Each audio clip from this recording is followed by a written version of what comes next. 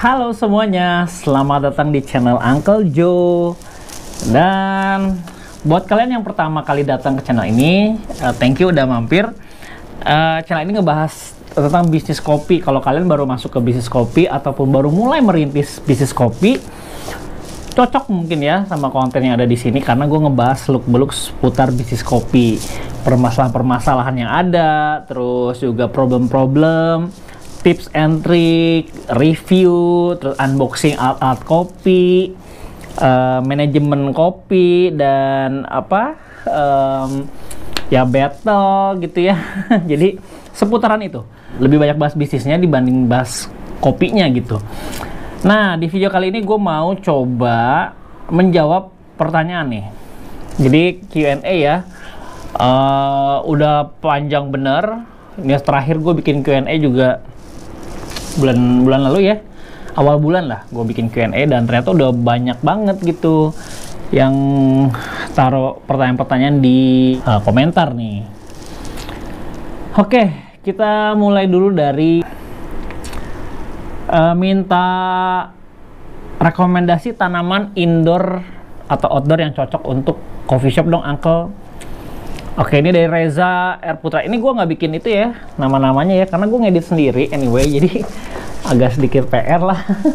Jadi semoga teman-teman yang nanya notice ya, ini pertanyaan kalian. Reza R. Putra, ini 1 minggu yang lalu. Ini pertanyaan gue bikin dari yang minggu lalu deh. Minta rekomendasi tanaman indoor atau outdoor yang cocok untuk coffee shop. Nah, sebetulnya tanaman itu cocok atau enggaknya sama coffee shop tergantung sama konsepnya. Kalau kalian konsepnya adalah beach gitu, pantai, tentu banyak pakai tanaman-tanaman yang panas ya, kayak palem-paleman, terus kelapa gitu ya, kaktus mungkin yang tahan panas, cenderung sama konsepnya. Tapi kalau konsep kalian lebih ke homey ataupun rumah gitu ya, mungkin tanaman jenis philodendron, anthurium, aglonema, sri gading. Nah, itu cukup umum dipakai di banyak resto atau cafe ya. Nah, tapi rekomendasi gue kalau untuk coffee shop, mungkin yang lagi umum adalah philodendron, monstera ya kan, entah itu janda bolong, entah itu monstera burgundy, entah itu variegata, jenis monstera atau philodendron, anthurium, itu cocok banget untuk indoor ya. Dan se-indoor-indoornya sebuah tanaman, tetap dia butuh yang namanya matahari, which is lu perlu ada hari dimana lu mengeluarkan semua tanaman lu ketemu matahari, lalu dimasukin lagi. Jadi butuh ya, kecuali ada tanaman yang gua nggak pernah keluarin, itu adalah sri gading. Jadi mungkin gambarnya nanti gua taruh di sini. Kurang lebih begitu. Itu yang nggak pernah kena matahari, di indoor ruangan AC, tanpa ada tanah pun, cukup dengan air aja dia hidup ya. Jadi sri gading ya namanya ya. Masih kalau di Indonesia tuh nama tanaman itu macam-macam istilahnya ya, baik di daerah tertentu itu suka berbeda. Oke, lalu Afdalul Zikri, Bang, di mana jual kapiten? Kapiten itu asal Malang ya. Nanti gua taruh linknya di deskripsi ya. Yoga Agnia, halo Uncle, kasih tahu dong gimana nentuin bonus ke karyawan kalau mencapai target. Sebetulnya jawabannya sudah dijawab sama lu sendiri, bro.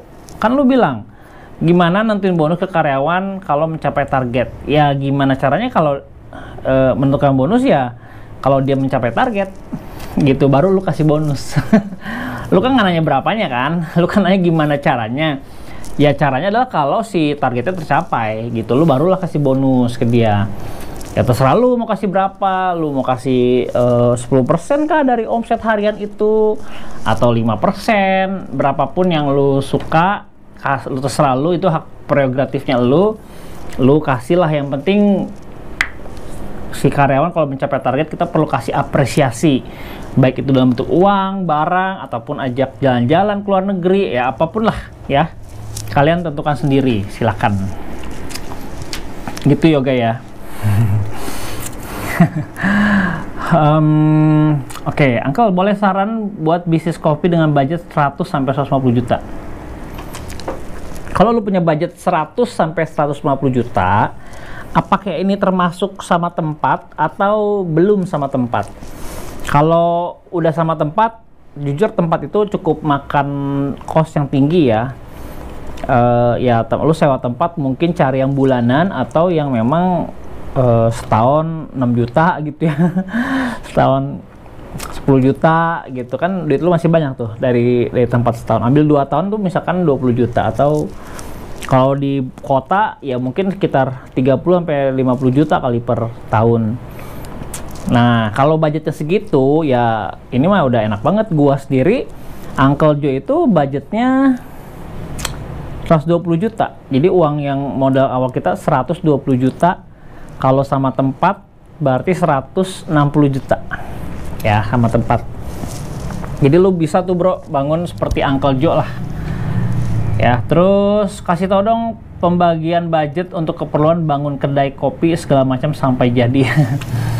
Lu mah mendingan kontak gua aja pakai konsultan lah. Gua jadi konsultan lu bro. Dingga Aldi Mahendra ya. Ini pertanyaan ini sebetulnya untuk teman-teman workshop udah biasa banget gitu. Pertanyaan yang di workshop gue ya dijelasin tuh segala macam sampai jadinya itu. Mungkin kalau boleh gue sederhanain ya, Coffee and Tools-nya ya dari budget lu taruhlah 40% ya, lalu 40% lagi raw material di luar tempat ya. Jadi budget yang lu punya potong aja langsung 40% buat Coffee and Tools, lalu 40% lagi untuk raw material, 20% ya untuk operasional ke depan gitu. Itulah sederhananya gue deh. Boleh diikutin boleh enggak, lu breakdown yang penting. Paling penting tuh di breakdown aja. Oke, nah Maman Galai, Om boleh kerjasama gak Om? Saya punya biji kopi dan mau edar, belum ada peminat. Kenapa belum ada peminat? Coba, itu bukan salah biji kopinya, salah petaninya lah. Kenapa nggak ada peminat? Maksudnya petani itu salah elunya gitu. Kalau Uncle Joe tidak ada peminat, ya salah gue, bukan salah kalian gitu, bukan salah orang lain. Jadi lu punya biji kopi tapi belum ada peminat, salah lu lah bro. Gitu ya. Kenapa di era digital bisa nggak ada peminatnya? Setuju banget, business is a journey not a destination. Yup. Oke. Oh ya, ini sorry nih, video prospek bisnis kopi 2021 itu keluar setelah workshopnya selesai. Sorry banget. Ya itu salah jadwal gue ngasihnya tuh. Lalu bahas gaji karyawan, barista, dan finance mas, gimana ngitungnya atau perkiraannya? Kalau gaji, ya ini kan udah baik itu barista, finance, ataupun siapapun lah ya, atau karyawan, gaji ya berdasarkan UMR atau UMP dari kota tersebut gitu. UMR Jogja berbeda sama UMR Bogor, Jakarta berbeda. Nah, gitu ya. Oke.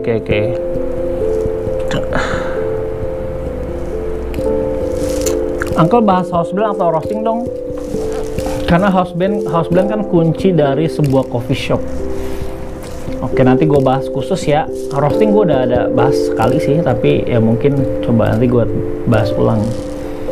Pemilihan biji yang bagus gimana Uncle? Biji apa nih?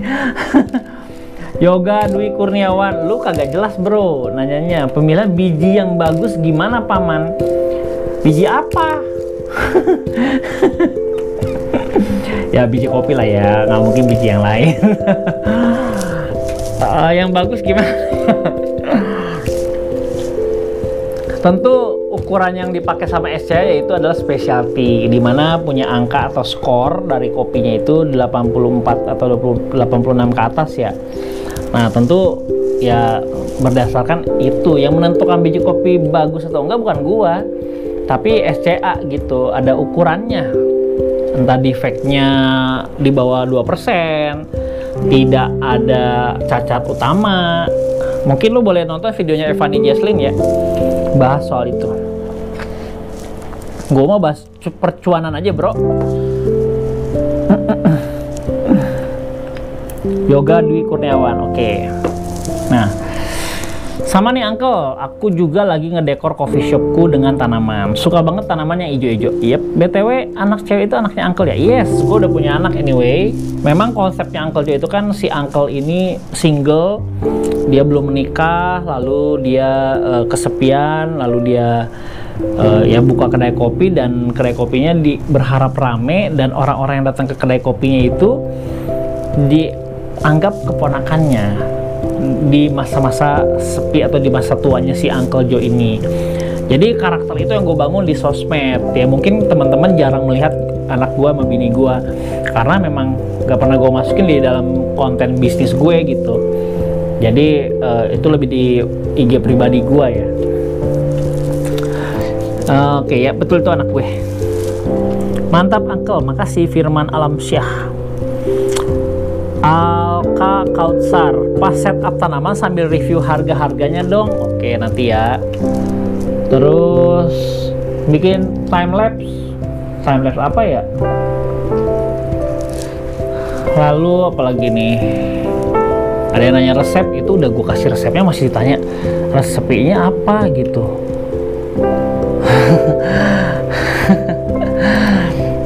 Ya apalagi ya? Uncle, itu lantai dibikin jadi konkrit, keramiknya ditimpa atau dibongkar. Kalau merubah lantai pembuatan meja bar beton, penambahan ruangan satu ruko atau kios, perlu izin ke ownernya nggak? Ada perjanjian tertulis buat sewa menyewa ruko atau kios? Isi perjanjiannya apa aja? Thanks. Oke, satu soal konkrit ditiban atau dibongkar.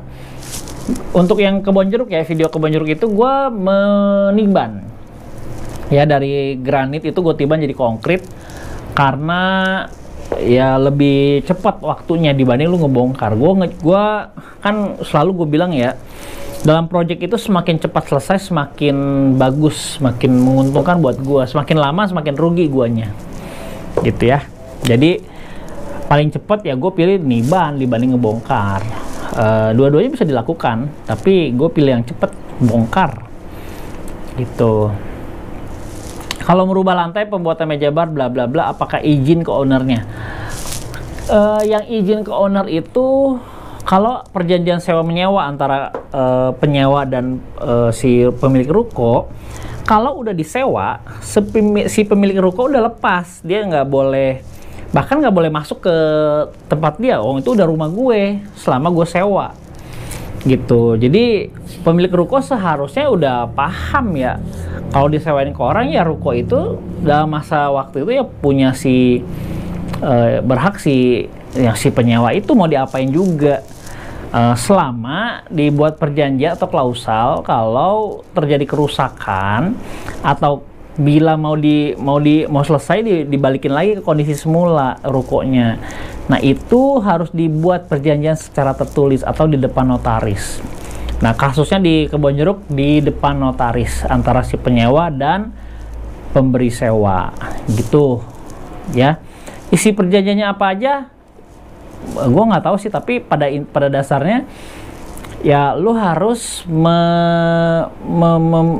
memberikan informasi ataupun ketentuan ataupun yang diinginkan, apa yang lu mau lakukan dalam bentuk sebuah MOU atau perjanjian gitu di depan notaris gitu. Jadi beda-beda tuh antara isi perjanjian si A sama perjanjian tempat lain tuh pasti beda-beda, tergantung case-nya. Oke. Gitu Q&A kali ini ya. Gua rasa cukup ya, itu aja ya. Semoga membantu menjawab pertanyaannya, khususnya yang tadi tuh yang soal sama tantenya itu. Gue suka sama pertanyaan dia tuh. Nah, gue suka sama hal-hal yang begitu, yang kasus-kasus gitu, gue suka tuh. Jadi kalau kalian mau ngasih pertanyaan, boleh coba kasih pertanyaan kasus-kasus, nanti kita bedah sama-sama. Menarik soalnya. Dan kita sama-sama di level UKM, bukan korporat. Jadi asik nih diskusinya.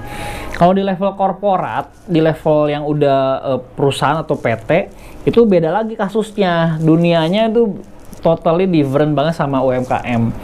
Jadi karena gue di level UKM, ya topiknya begini-gini nih, seru nih. Gitu. Kalau yang dari korporat kurang gitu seru. Udah pabrikasi gitu, udah industri gitu. Jadi ya udah begitu. Kalau di UKM atau UMKM ya begini nih, kita kayak apa ya, banyak hal yang bisa kita explore gitu. Gitu aja sih paling gua rasa di Q&A kali ini. Dan jangan lupa cuci tangan dan tekan tombol subscribe ya. Sampai ketemu di video selanjutnya. Bye. Thank you ya yang udah nonton video ini. Jangan lupa subscribe sebagai bentuk dukungan lo terhadap